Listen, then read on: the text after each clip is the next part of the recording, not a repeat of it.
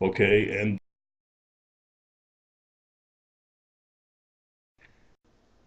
and then another thing I wish to get into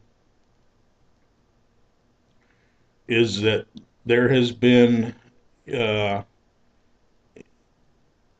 in the past years, going way back to it was 1994, 1997, I can't think of which, in Oakville, Washington, there was a slime that was noted on the trees in the areas of Oakville, Washington, and I guess the mystery is still out as to what the substance was. And then I saw on the internet that uh, 2000 and something year in England, there was a slime that was noticed coincidentally right after the Russian meteorite that was the size of a school bus exploded, and they were speculating that maybe the trail of the meteorite as it went over England, the hot trail, had something to do with maybe the slime that was found on the ground. Uh, and so I I did some comparisons of the orb protoplasm that was smashed into the grout of the prayer orbs.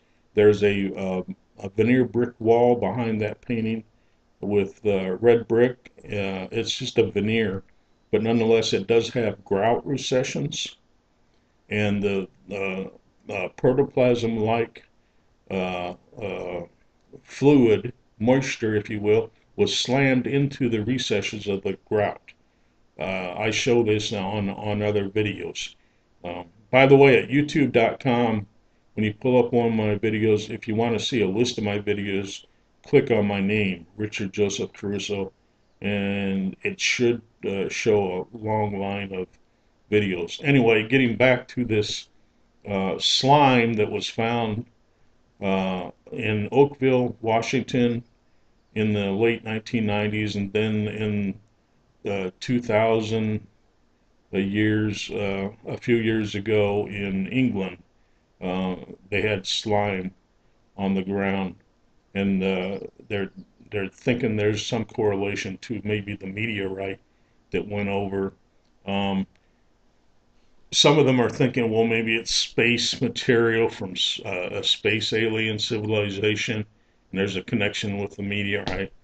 Um, I did a color tool select, which is a filter in GIMP, getting back to GIMP now. I did a color tool select, and what this color tool select does, you can compare two different photographs and see if any of the colors in one of the photographs do an exact match in the other photograph. Okay, so they took a picture on the internet. This website took a picture of the slime on the ground there. So I copied that picture and I put it in a GIMP and I compared it to the bluish gray of the orb itself above the fingertips. Why did I do that? Well, it just so happens that the photo of the slime on the ground in England that they can't figure out what is, it too has a bluish gray color. So um, uh, I use the color tool to click on both the English slime and my prayer orb slime. And remember, these are years apart too, these two different photographs. And guess what? It showed an exact connection in color.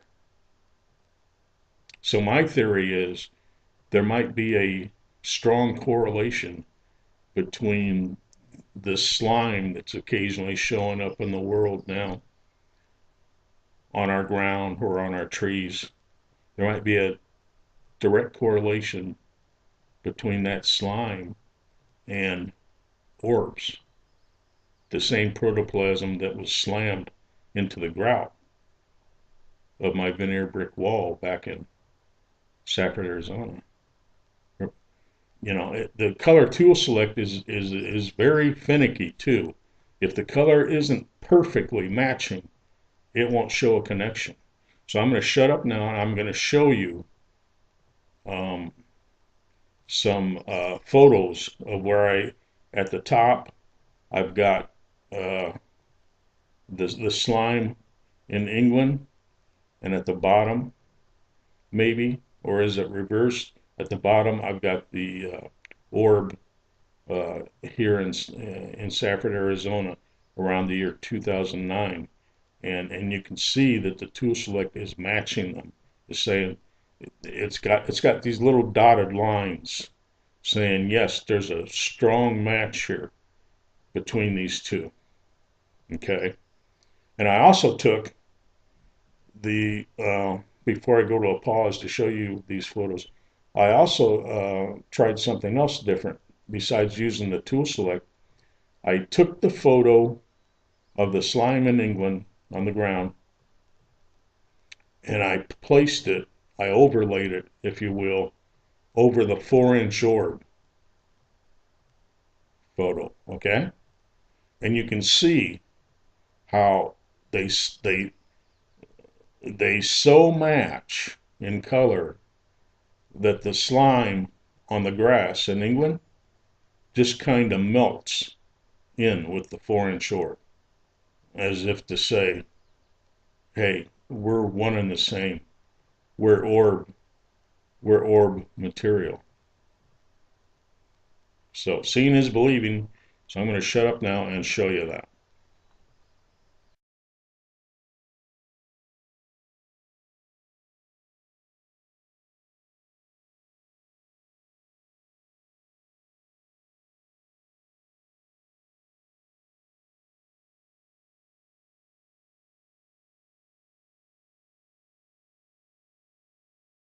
Okay, welcome back now. So that's enough for this video before it gets too long. I'm going to do another video on where an orb is caught off guard over a bedroom light bulb of this type. Um, please have a good day. This is Richard Joseph Caruso, discoverer of many discoveries these past few years. Please have a good day.